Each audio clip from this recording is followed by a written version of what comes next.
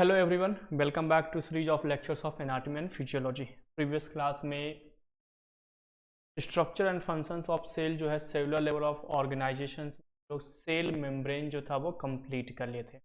आज वाली क्लास में स्टूडेंट सेकंड पार्ट जो है सेल का वो साइटोप्लाज्म क्या कर रहे हैं, स्टार्ट कर रहे हैं। अब अगर साइटोप्लाज्म की बात की जाए स्टूडेंट तो first of all it is the site of both biosynthetic as well as catabolic pathway. ये biosynthetic as well as catabolic दोनों पाथवेज हैं। बायोसिंथेटिक मीन्स क्या हुआ कि समथिंग यहाँ पर क्या होगा, सिंथेसाइज्ड होगा, किसी चीज की क्या होगी, सिंथेसिस होगी।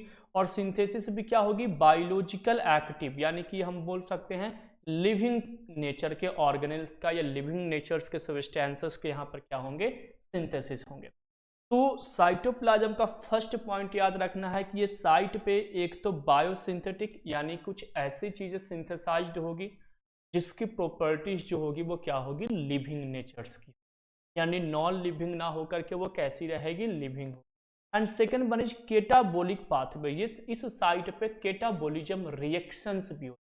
तो आपने मेटाबोलिज्म एक टर्म से सुने होंगे, है ना, एक वर्ड आपने सुना होगा मेटाबोलिज्म। मेटाबोलिज्म मीन्स क्या होता है स्टूडेंट, तो सिंपली मेटाबोलिज्म मीन्स होता है chemical reaction which occurs in living organisms body is known as metabolism. यानी वैसे केमिकल रिएक्शन जो लिविंग ऑर्गेनिजम्स की बॉडीज के अंदर होती है उसे मेटाबोलिज्म्स कहते हैं। चाहे कोई भी केमिकल रिएक्शन, चाहे वो large molecule such as carbohydrate को ब्रेक डाउन करके ग्लूकोज बनाया जाए या ग्लूकोज को ब्रेक डाउन करके एटीपी का फॉर्मेशन किया जाए, पायरुविक एसिड का फॉर्मेशन हो, ये इन सब की जो सिंथेसिस यानी लार्ज मॉलिक्यूल से स्मॉल मॉलिक्यूल्स का फॉर्मेशन करना, ये भी एक टाइप ऑफ केमिकल रिएक्शन है, ये भी मेटाबॉलिज्म्स में। और या तो स्मॉल मॉलिक्यूल से लार्ज मॉलिक्यूल्स का फॉर्मेशन होना, यानी ग्रुप ऑफ ग्लूकोज से क्या चीज का फॉर्मेशन करना, ग्लाइकोजन का फॉर्मेशन करना, या ग्रुप ऑफ अमाइनो एसिड से प्रोटीन्स का सिंथेसिस करना। ये सारे जो रिएक्शंस हैं, ये सारे रिएक्शंस जो हमारी बॉडीज यानी लिविंग ऑर्गेनिज्म की बॉडीज में आते हैं उसी को हम लोग क्या कहते हैं, metabolism. And this type of reaction is known as metabolic reaction. इस टाइप ऑफ रिएक्शन क्या कहते हैं, मेटाबॉलिक रिएक्शंस। इसी में आपको एनाबॉलिज्म एंड केटाबॉलिज्म होती है। तो साइटोप्लाज्म में बायोसिंथेटिक प्रोसेसेस भी होते हैं, यानी कि कुछ बायोलॉजिकल एक्टिव सब्सटेंसेस का फॉर्मेशंस भी होगा स्टूडेंट्स, और साथ ही साथ में यहाँ पर केटाबॉलिक रिएक्शंस यानी a type of metabolic reactions भी प्रोसीड होंगे। Is this clear? Second point है it can be divided into two part, यानी जो साइटोप्लाज्म है इसको टू पार्ट में हम लोग क्या करते हैं, डिवाइड करते हैं। First one is cytosol. First क्या है स्टूडेंट, साइटोसोल। साइटोसोल मीन्स क्या है, तो cytosol means aqueous soluble part contains various fibrous proteins forming cytoskeleton. यानी साइटो मीन्स होता है सेल और स्केलेटन का मतलब होता है स्ट्रक्चर्स, यानी सेल्स की स्ट्रक्चर्स के लिए, यानी एक डेफिनिट शेप के लिए, एक डेफिनिट साइज के लिए बेसिकली साइटोप्लाज्म्स में कुछ फ्लूइड प्रेजेंट होता है। Fluid means we can also say cell sap present होता है। सैप मीन्स क्या होता है स्टूडेंट, जूस, यानी जिसमें सॉल्यूट और सॉल्वेंट मिक्स होते हैं। जूस घर में वगैरह आपने बनाए भी होंगे, ये भी होंगे। तो वो जो जूस है, तो वो जूस क्या करता है एक्चुअली, आप इसको ऐसे समझ सकते हैं कि अगर एक बलून के अंदर हम एयर फील करते हैं तो बलून का साइज क्या होता है, लार्ज होता है और एक मेंटेन्स होता है। तो वैसे ही जो फ्लूइड होते हैं जिसको हम लोग साइटोसोल कहते हैं, जो सेल के अंदर फ्लूइड प्रेजेंट होता है, सेल सैप जो प्रेजेंट होते हैं, या तो हम कह सकते हैं जो सेल जूस प्रेजेंट है, उस जूस को हम क्या कहते हैं, साइटोसोल। जो सेल के स्केलेटन्स यानी सेल के स्ट्रक्चर्स डेफिनिट शेप के लिए, डेफिनिट साइज के लिए बेसिकली क्या होते हैं, रिस्पॉन्स। ऑब्वियस अगर वहां से साइटोप्लाज्म रिमूव कर दिया जाए तो सेल बिकम श्रिंक, यानी सेल जो है वो नैरो हो जाएगा। आपने कॉन्सेप्ट भी पढ़ा होगा isotonic, hypotonic and hypertonic. Isotonic का मतलब होता है सेल के साइज से डिफरेंस नहीं, यानी एक्सटर्नल मीडियम और इंटरनल मीडियम का कंसंट्रेशन इक्वल होता है। इंटरनल मीडियम यानी सेल और एक्सटर्नल मीडियम यानी जो आपने सॉल्यूशन में सेल को रखा है। हाइपरटोनिक का मतलब क्या होता है कि एक्सटर्नल मीडियम का कंसंट्रेशन लार्ज होता है एज कंपेयर टू सेल, जिस कारण से सेल जो है, सेल का अपना जूस यानी सेल का अपना सैप, अपना साइटोप्लाज्म यानी साइटोसोल जो है वो बाहर चला जाता है और सेल बिकम्स श्रिंक, और एट द टाइम लास्ट में ये सेल क्या हो जाता है, प्लाज्मोलाइज्ड हो जाता है, यानी सेल जो है वो फ्लैसिड हो डेड हो जाता है।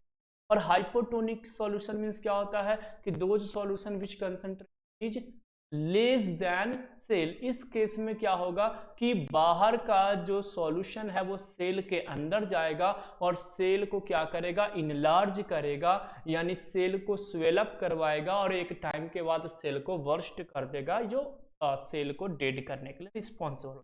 तो वहीं पर वो कॉन्सेप्ट है, छोटा सा मैंने आपको कॉन्सेप्ट यहाँ पे ऐड कर दिया, इनके जैसे कॉन्सेप्ट होंगे मैं आपको आगे पढ़ाऊंगा।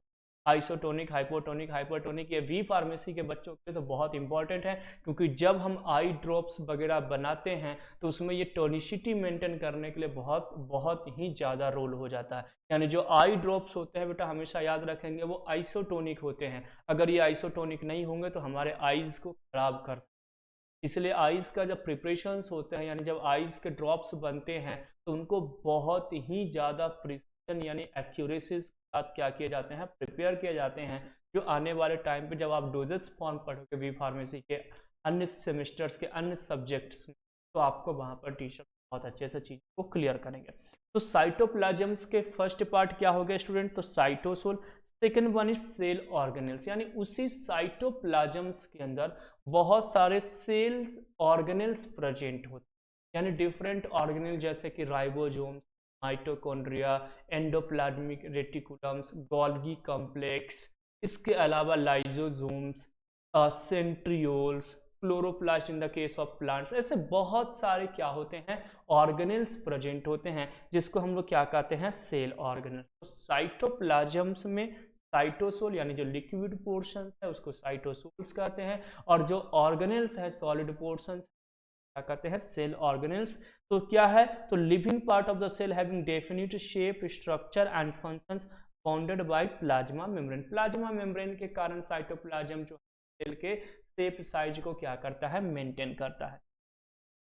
अब एक छोटा सा और कॉन्सेप्ट आता है जी, छोटा सा कॉन्सेप्ट ये आता है कि समटाइम्स हम ये कंफ्यूज हो जाते हैं कि प्रोटोप्लाज्म्स क्या होते हैं और साइटोप्लाज्म्स क्या होते हैं। तो मैं आपको बता दूं बेटा एक छोटा सा कॉन्सेप्ट के थ्रू, हो सकता है आप में से बहुत सारे बच्चों को मालूम भी हो। Suppose that this one is a cell, this one is a cell, है ना, and inside the cell we have a nucleus, because we all are made up of eukaryotic cell, and eukaryotic means those cell which having true nucleus. It means वैसे cell जिनके पास true nucleus होते हैं उसको क्या कहते हैं, eukaryotic cell. तो ये आपका न्यूक्लियस हो गया। अब अगर मैं बात करूं प्रोटोप्लाज्म की, तो पूरा यानी कि सेल मेम्ब्रेन से लेकर के यानी इंक्लूडिंग न्यूक्लियस जो चीजें होती है स्टूडेंट्स, वो एक्चुअली क्या होता है, एक मिनट स्टूडेंट,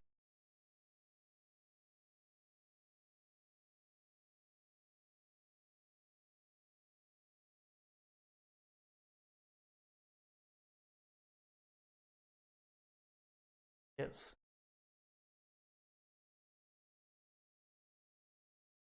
टेक्निकल इश्यूज के कारण चीजें ये हो गई। तो ये जो पार्ट है स्टूडेंट्स, इसे हम लोग क्या कहते हैं, प्रोटोप्लाज्म। तो प्रोटोप्लाज्म मीन्स क्लियर हो गया। And second one is cytoplasm. तो साइटोप्लाज्म मीन्स होता है सेल मेम्ब्रेन से न्यूक्लियस तक, यानी न्यूक्लियस को छोड़कर, apart from nucleus, this one is cytoplasm.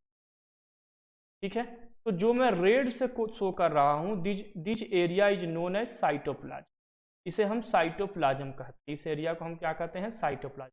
It means हम ये भी कह सकते हैं कि protoplasm is equal to cytoplasm, cytoplasm plus nucleus. Nucleus और साइटोप्लाज्म दोनों को अगर ऐड कर दिया जाए तो उसे हम क्या कहते हैं, प्रोटोप्लाज्म। यानी इस पूरी बॉडीज को हम क्या कहते हैं, प्रोटोप्लाज्म, जो सेल मेम्ब्रेन के अंदर है।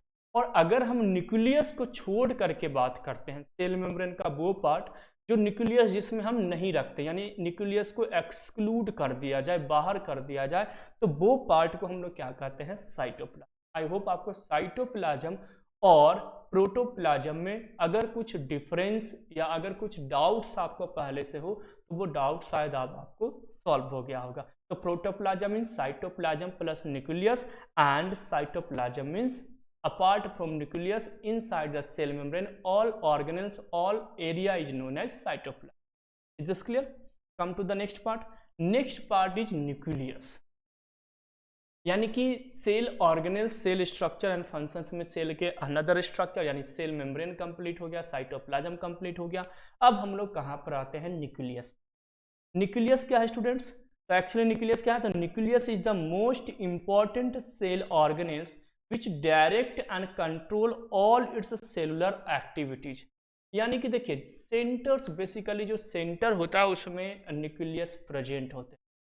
और जैसे हमारी गवर्नमेंट्स है, सेंट्रल गवर्नमेंट जो दिल्ली में बैठती है, जो पूरे इंडिया पे कंट्रोल करती है, तो जो सेल न्यूक्लियस जो है ना, आप उनको गवर्नमेंट ही मानो, सेंट्रल गवर्नमेंट। यानी कि पूरे सेल को कंट्रोल करने के लिए, सेल के फंक्शंस को कंट्रोल वाला एजेंट कौन है? ऑर्गेनेल्स कौन है स्टूडेंट्स? तो वो है nucleus. That's why it is called as the headquarter of the cell. इसे और क्या कहा जाता है स्टूडेंट्स? इसीलिए इसे headquarter of the cell कहा जाता है, क्योंकि पूरे सेल का हेड क्वार्टर यानी जहां से सारी चीजें रेगुलेट होती हो वो एरिया एक्चुअली आपका क्या है? न्यूक्लियस।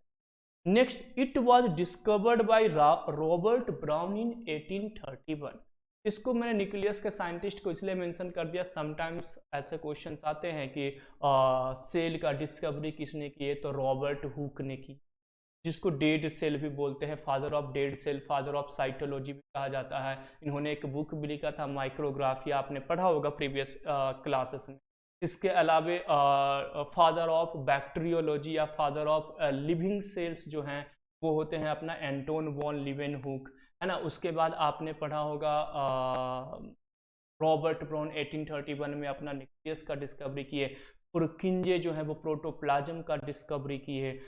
इसके अलावा स्लीडेन स्वान जो हैं वो आपके सेल थ्योरी दिए थे, और इसके स्लीडेन स्वान, रोडोल्फ वर्चो जो है वो मॉडर्न सेल थ्योरी दिए थे। तो ऐसे कुछ साइंटिस्ट जो हैं वो बेसिकली हमें याद होने चाहिए। नो डाउट यहाँ से क्वेश्चंस नहीं आएंगे, लेकिन तब भी हमें ये छोटे छोटे पॉइंट जो हमें हमेशा याद होने चाहिए कि जब आप कभी जूनियर्स, अपने कलीग्स को, अपने बच्चों को या घर में किसी कजिन्स वगैरह को पढ़ाओ तो ये सारी चीज़ें हमें मालूम होनी चाहिए, बीइंग अ बायोलॉजी स्टूडेंट। आपको बस एक रिकॉल करा। नेक्स्ट पॉइंट है, in eukaryotes well defined nucleus is present while in prokaryotes a well defined nucleus is absent. Eukaryotic and prokaryotic two types of cell होते हैं स्टूडेंट। तो हमारी body क्या चीज की बनी है? यूकैरियोटिक सेल की बनी। तो यूकैरियोटिक्स के पास बोला जाता है, कहा जाता है कि एक वेल डिफाइंड न्यूक्लियस प्रेजेंट हो। वेल डिफाइंड न्यूक्लियस का मतलब क्या हो गया? Those nucleus which having nuclear membrane, those nucleus which having nucleoplasm, those nucleus which having nucleolus, and those nucleus which having histone protein in their chromosomes is known as well defined nucleus or known as true nucleus। It means true nucleus के पास nuclear membrane होंगे, न्यूक्लियोप्लाज्म्स होंगे, nucleolus होंगे और histone proteins present होंगे उनके chromosomes. तो इस nucleus को हम क्या कहते हैं? ट्रू न्यूक्लियस या वेल डिफाइंड न्यूक्लियस। क्लियर? यानी हमारी बॉडीज के अंदर में वेल डिफाइंड न्यूक्लियस है। इट मींस हमारी बॉडीज के अंदर में जो न्यूक्लियस हैं उनके अंदर ये सारी प्रॉपर्टीज यानी कि न्यूक्लियर मेम्ब्रेन, न्यूक्लियोप्लाज्म, न्यूक्लियोलस और हिस्टोन प्रोटीन्स के क्रोमोसोम्स क्या होंगे? बने होंगे। Is this clear? इसके अलावे जो प्रोकैरियोटिक सेल होते हैं जिसका एग्जांपल है Monera, it means bacteria. Bacterias के अंदर फॉल्स न्यूक्लियस होते हैं, इट मींस उनके पास न्यूक्लियर मेम्ब्रेन नहीं होंगे, उनके पास न्यूक्लियोलस नहीं होंगे, उनके पास न्यूक्लियोप्लाज्म नहीं होंगे और उनके क्रोमोसोम में प्रोटीन्स एब्सेंट होंगे। So this is the difference between true nucleus and false nucleus, and we can also say this is the major difference between prokaryotic and eukaryotics। तो यहाँ पर क्या कह रहा है कि यूकैरियोटिक्स के पास वेल डिफाइंड न्यूक्लियस होगा। तो वेल डिफाइंड न्यूक्लियस का मीनिंग आई होप आपको समझ आ गया। कुछ पॉइंट मैंने यहाँ पे नहीं लिख रहा हूँ, मैं आपको बस वर्बली आपको समझाते जा रहा हूँ, तो आप अपने नोटबुक को भी ऐड करते जाइएगा। ये बेसिक नॉलेज है स्टूडेंट जो हमें होना चाहिए, हमें मालूम होनी चाहिए, क्योंकि आगे जाकर के अगर हम बी फार्मेसी के बाद रिसर्च में जाना चाहते हैं, जीपेट नाइप प्रिपरेशन करना चाहते हैं, तो हो सकता है वहाँ से कभी कभी क्वेश्चंस आ भी जाए, और नहीं भी जीपेट नाइप आते हैं तो नॉलेज तो हमें होना चाहिए, क्योंकि हम रिसर्च कर रहे हैं तो बेसिक नॉलेज हमें मालूम होनी चाहिए। ऐसा नहीं कि हमें इंग्लिश पढ़नी आती है और हमें अल्फ़ाबेटिकल्स का नॉलेज ही नहीं, ABCD हमें आती नहीं, ऐसा ऐसा नहीं होना चाहिए ना। तो ये हमारी क्या है, बेसिक्स हैं। सेल्स जो है वो बेसिक है, जितना डिटेल्स में हो सके आप इसको जितना बेसिक्स क्लियर करेंगे। तो मेरा बस यही मोटिव है कि जो भी बेसिक्स पॉइंट है वो आपको मैं क्या कर दूं, क्लियर करते चलूं। तो ये क्लियर हो गया प्रोकैरियोट्स और यूकैरियोट्स में जो न्यूक्लियस से रिलेटेड पॉइंट्स है स्टूडेंट्स, यानी वेल डिफाइंड और non well defined. I hope आपको ये कॉन्सेप्ट जो है वो समझ में आ गया होगा। Come to the next point, prokaryotes contain a primitive nucleus. Primitive nucleus का मतलब है ये फॉल्स न्यूक्लियस, यानी इनके पास वेल डिफाइंड न्यूक्लियस नहीं होंगे। हालांकि ये पॉइंट आपको क्या करना है, अभी मैंने आपको इस पॉइंट के बारे में बता भी दिया। Come to the next point, nucleus के अंदर में ही नेक्स्ट पॉइंट है, it has double layered covering called as nuclear membrane. अब देखिए, जब सेल ऑर्गेनेल्स में हम लोग जाते हैं, स्ट्रक्चर ऑफ सेल में हम लोग जाते हैं, तो सेल ऑर्गेनेल्स में कुछ मेम्ब्रेन लेस ऑर्गेनेल्स होते हैं, कुछ मेम्ब्रेन बाउंड ऑर्गेनेल्स होते हैं। मेम्ब्रेन लेस ऑर्गेनेल जैसे कि राइबोसोम, सेंट्रियोल्स, ये सब मेम्ब्रेन लेस ऑर्गेनेल्स हैं। और जो प्रोकैरियोटिक्स में प्रेजेंट होते हैं, सेंट्रियोल को छोड़ करके राइबोसोम्स प्रोकैरियोटिक्स में होते हैं, राइबोसोम्स यूकैरियोटिक्स में, है ना। तो मेम्ब्रेन लेस ऑर्गेनेल्स हैं। कुछ ऑर्गेनेल्स जो है वो मेम्ब्रेन बाउंड है, यानी उनके बाहर एक मेम्ब्रेन प्रेजेंट हो। मेम्ब्रेन बाउंड ऑर्गेनेल्स में भी total 2 type of membrane bound organelles होते हैं। एक होते हैं सिंगल मेम्ब्रेन बाउंड, यानी जिनके पास एक ही मेम्ब्रेन हो, और एक होते हैं डबल मेम्ब्रेन बाउंड, यानी जिनके पास 2 मेम्ब्रेन प्रेजेंट। तो यहाँ पे जैसे लिखा है ना कि यहाँ पर क्या है कि डबल लेयर्ड, यानी कि ये डबल मेम्ब्रेन बाउंड ऑर्गेनेल्स हैं। तो सिंगल मेम्ब्रेन बाउंड ऑर्गेनेल्स में जैसे कि एंडोप्लाज्मिक रेटिकुलम्स हो गए, लाइसोसोम्स हो गए, गोल्गी बॉडी हो गई, ये सब गोल्गी अपरेटस जो हो गए, ये सब क्या है, सिंगल मेम्ब्रेन बाउंड ऑर्गेनेल्स है। इनके बाहर एक ही मेम्ब्रेन होती है। अब डबल मेम्ब्रेन बाउंड ऑर्गेनेल्स कौन कौन है, तो डबल मेम्ब्रेन बाउंड ऑर्गेनेल्स में माइटोकॉन्ड्रिया आ जाता है, क्लोरोप्लास्ट आ जाते हैं, न्यूक्लियस आ जाता है। ये सब क्या है, डबल मेम्ब्रेन बाउंड ऑर्गेनेल्स हैं, यानी इनमें 2 लेयर होंगे, एक आउटसाइड और एक इनसाइड। तो I hope membrane less organelles, single membrane bound organelles और डबल मेम्ब्रेन बाउंड ऑर्गेनेल्स का कॉन्सेप्ट क्लियर हो गया, है ना। अब इससे एक डिफरेंस भी क्लियर होता है प्रोकैरियोटिक्स और यूकैरियोटिक्स के बीच में, कि prokaryotics does not have membrane bound organelles, while in eukaryotic cell membrane bound organelles are present. It means prokaryotic cell के पास मेम्ब्रेन बाउंड ऑर्गेनेल्स नहीं प्रेजेंट होते हैं, जबकि यूकैरियोटिक्स के पास मेम्ब्रेन बाउंड ऑर्गेनेल्स प्रेजेंट होते हैं। यानी मैंने जितने भी एग्जांपल दिए ना, क्लोरोप्लास्ट हो, माइटोकॉन्ड्रिया हो, न्यूक्लियस हो, गोल्गी बॉडी हो, एंडोप्लाज्मिक रेटिकुलम्स हो, लाइसोसोम्स हो, ये मेम्ब्रेन बाउंड ऑर्गेनेल्स है। ये प्रोकैरियोटिक्स यानी बैक्टीरिया की बॉडी में नहीं होते हैं। आने वाले टाइम पे जब आप बैक्टीरिया पढ़ोगे माइक्रोबायोलॉजी 3rd से में, तो वहां पर आपको ये कॉन्सेप्ट बहुत हेल्प करेगा। हाँ, मेम्ब्रेन लेस ऑर्गेनेल्स प्रेजेंट होते हैं। मेम्ब्रेन लेस ऑर्गेनेल्स जैसे कि राइबोसोम्स, राइबोसोम्स जो होते हैं वो बैक्टीरिया में प्रेजेंट होते हैं, और हमारी बॉडीज में तो होते ही होते है ना। तो ये यहाँ पर पॉइंट है कि यहाँ पर डबल लेयर्ड यानी double membrane bound organelles basically nucleus में प्रेजेंट होते हैं। तो जो भी पॉइंट्स आ रहे हैं, जरूरी नहीं है कि सारे पॉइंट्स मैं आपको पीपीटीज में ही बना करके दूं, कुछ पॉइंट्स जो है वो मैं आपको बेसिकली जो है वर्बली बताता हूँ, आप अपने नोटबुक, या हो सकता है आपको मालूम हो पहले से, जानकारी हो, क्योंकि ये कुछ बेसिक्स कॉन्सेप्ट है। मैं अगर नॉलेज आपको पहले से तो मैं आपको बस जस्ट रिकॉल करा दिया, और अगर नहीं है तो इसको नोटबुक ऐड कर लें। Come to the next point, that is nuclear membrane has pore. Nuclear membrane में छोटे छोटे पोर्स होते हैं, छोटे छोटे स्मॉल ओपनिंग्स होते हैं स्टूडेंट, यानी छोटे छोटे क्या होते हैं, छिद्र होते हैं, छोटे छोटे क्या होते हैं, होल्स होते हैं। तो उसी की बात करें कि nuclear membrane has pores which regulate the movement of materials of in and outside of the body. यानी अगर कोई सबस्टेंसेस जो है साइटोप्लाज्म से मूव करके कहां पर जाना चाहता है, न्यूक्लियस में जाना चाहता है, या न्यूक्लियस से मूव करके साइटोप्लाज्म में आना चाहता है स्टूडेंट, तो यहाँ पर न्यूक्लियर मेम्ब्रेन्स में छोटे छोटे पोर्स होते हैं, छोटे छोटे ओपनिंग्स होते हैं, उन्हीं ओपनिंग से वो क्या होते हैं, अप्स एंड डाउन होते हैं।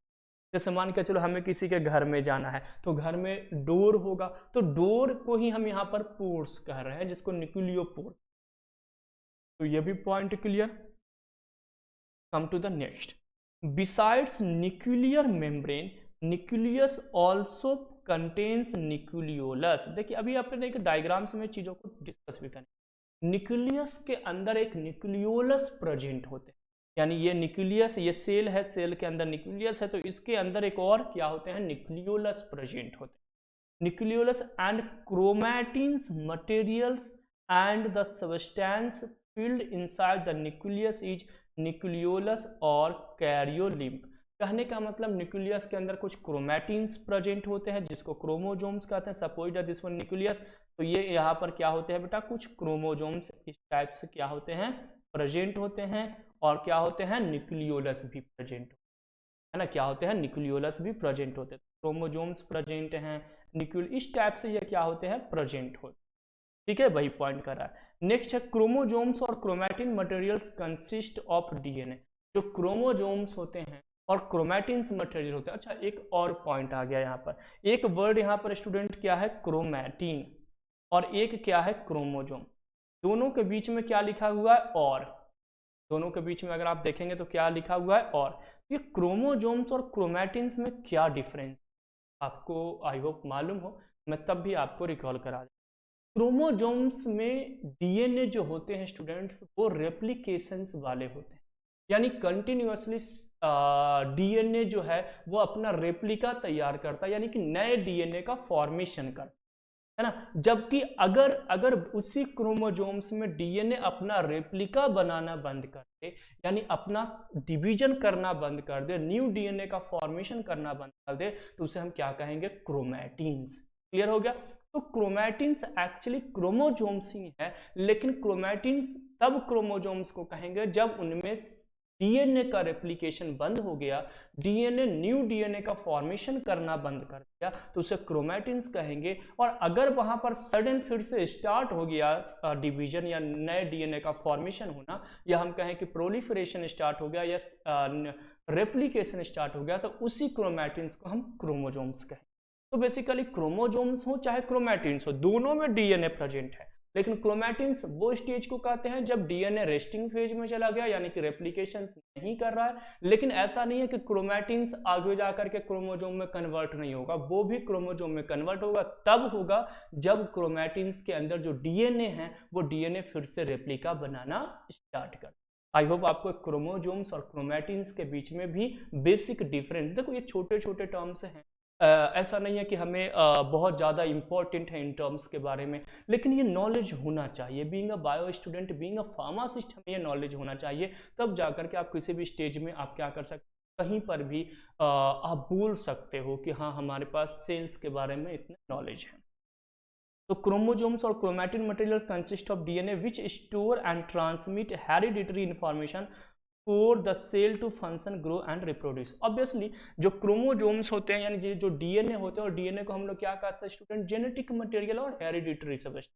हेरिडिटी मीन्स क्या होता है, the similar property among the parents and their child is known as heredity. यानी पेरेंट्स और उनके चाइल्ड के बीच में जो भी सिमिलर प्रॉपर्टीज होती है हेरिडिटी। और ये सिमिलर प्रॉपर्टी, यानी अगर मेरे अंदर कुछ प्रॉपर्टीज है जो हमारे पेरेंट्स से मिलती है, तो वो प्रॉपर्टीज को कैरी करने वाला एजेंट कौन होगा, हेरिडिटरी सबस्टेंस, जिसको हम जेनेटिक मटेरियल्स कहते हैं। और वो एक्चुअली बेसिकली क्या है, डीएनए है, जो क्रोमोजोम्स से हमारे पेरेंट्स के क्रोमोजोम्स के थ्रू हमारी बॉडीज का फॉर्मेशन की। तो यहाँ पर ये भी पॉइंट है कि जो क्रोमोजोम्स होते हैं, जो क्रोमैटिन्स होते हैं, जिनके अंदर डीएनए होता है, वही as a hereditary substance, as a genetic materials work करता है, और पेरेंट्स की प्रॉपर्टी को one generation to another generation क्या करता है, कैरी फॉरवर्ड करता है। आई होप आपको ये भी पॉइंट जो है वो समझ में आ गया। अब एक छोटा सा डायग्राम देख लेते हैं न्यूक्लियस का। अब ये न्यूक्लियस का है, तो देखिए सबसे बाहर का जो डायग्राम्स है बेटा, उसको क्या कहते हैं, न्यूक्लियर इनवेलप। इनवेलप मतलब कवरिंग लेयर जो है, है ना, जो कवरिंग यानी जिसको न्यूक्लियर मेम्ब्रेन है। अब देखो न्यूक्लियर मेम्ब्रेन में दो मेम्ब्रेन दिख रहा है, एक देखिए लिखा हुआ है आउटर मेम्ब्रेन और एक लिखा हुआ है इनर मेम्ब्रेन, है ना। आउटर मेम्ब्रेन यहाँ पर है और ये इनर मेम्ब्रेन, यानी जो बाहर वाला मेम्ब्रेन है, सपोज डेट यहाँ से मैं इंडिकेट करता हूँ, this one is outer membrane, ये क्या है student, this one is outer, और इसी के नीचे जो है वो क्या है, इनर मेम्ब्रेन। तो अभी मैंने बताया ना कि जो न्यूक्लियस होते हैं डबल मेम्ब्रेन बाउंड होते हैं, एक आउटर और एक इनर होगा, ये भी क्लियर। देन बीच में देखिए ये सेंटर वाला पोजीशन में क्या प्रेजेंट है, न्यूक्लियोलस प्रेजेंट है, क्या प्रेजेंट है, तो यहाँ पर सेंटर में जो है वो न्यूक्लियोलस प्रेजेंट है। देन न्यूक्लियोप्लाज्म यानी इनमें कुछ फ्लूइड्स प्रेजेंट होते हैं जिनको हम लोग क्या कहते हैं, न्यूक्लियोप्लाज्म कहते हैं। देन क्रोमैटिन्स फाइबर्स इसमें प्रेजेंट हैं, यानी छोटे छोटे यहाँ पर क्रोमैटिन्स प्रेजेंट होते हैं इस टाइप के, है ना, यहाँ पर क्रोमैटिन्स प्रेजेंट है, क्रोमोजोम्स जिसको हम कहते हैं, ऐसे यहाँ पे प्रेजेंट है। देन हेट्रोक्रोमैटिन्स, यूक्रोमैटिन्स, मतलब अगर सिमिलर हो तो यूक्रोमैटिन्स, डिफरेंट हो तो हेट्रोक्रोमैटिन्स वर्ड यूज किए जाते हैं। इसके अलावा इसके सराउंडिंग्स में राइबोसोम्स होते हैं, राइबोसोम्स जो बेसिकली आगे हम पढ़ेंगे भी, एक सेल ऑर्गेनेल्स है जो प्रोटीन्स के रिस्पॉन्सिबल हो। और क्या है जी, तो यहाँ पर देखिए छोटा छोटा सा गैप है, यहाँ पर जैसे ऐसे आ रहे हैं तो एक ऐसा गैप बना हुआ है ना, यहाँ पर जैसे देखो एक ऐसा गैप बना हुआ है, इस गैप को जैसे मैं जूम करके दिखाता हूँ, यानी ये वाला जो गैप है ना, इस वाले गैप की मैं बात कर रहा हूँ, तो इस गैप को एक्चुअली हम लोग क्या कहते हैं स्टूडेंट, न्यूक्लियर पोर, क्या कहा जाता है इनको, न्यूक्लियर। आई होप आपको ये भी कॉन्सेप्ट क्या हो गया होगा, समझ हो आ गया होगा। तो न्यूक्लियर पोर, राइबोसोम्स, ये सारे कॉन्सेप्ट आई होप आपको क्या हो गया, एक डायग्राम्स के थ्रू को हम क्लियर कर दिए। अब आते हैं फंक्शंस ऑफ न्यूक्लियस, न्यूक्लियस का फंक्शन।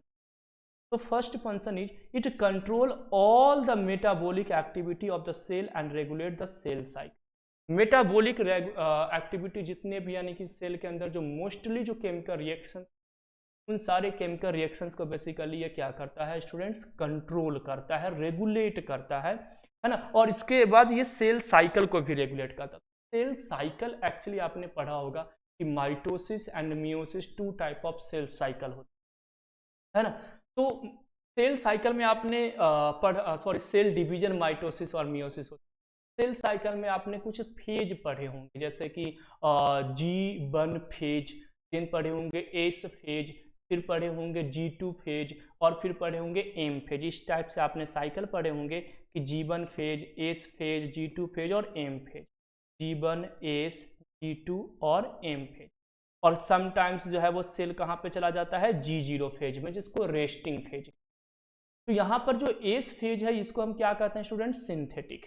ये क्या है, सिंथेटिक, यानी यहाँ पर क्या होती है, तो एक डीएनए जो है बहुत सारे डीएनए का क्या करता है, फॉर्मेशन करता है, यानी न्यू डीएनए का फॉर्मेशन होगा। और जब तक नए डीएनए नहीं बनेंगे, नई न्यूक्लियस तैयार नहीं होगी, नए क्रोमोसोम्स नहीं बनेंगे, तो नए सेल का फॉर्मेशन नहीं होगा। इसलिए ये जो है, अच्छा ये डीएनए कहाँ पे प्रेजेंट है, तो सेल के न्यूक्लियस के अंदर। अभी मैंने बताया कि न्यूक्लियस के अंदर यहाँ पर ये क्रोमोसोम्स प्रेजेंट हैं, और यही क्रोमोसोम्स जो है, ये जो यहाँ पर क्रोमोसोम्स हैं, यही इन्हीं के अंदर डीएनए प्रेजेंट है।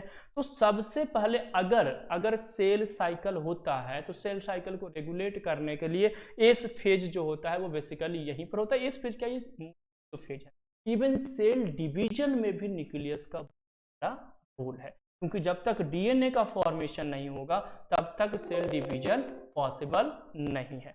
Second function it help in transmission of hereditary characters from the parents to offspring, यानी कि एक जनरेशन से दूसरे जनरेशन में हेरिडिटरी सबस्टांस को, प्रॉपर्टीज को क्या करता है, कैरी करता है। नेक्स्ट क्लास में मिलेंगे स्टूडेंट्स नेक्स्ट कॉन्सेप्ट के साथ। Thanks for watching pharma parent.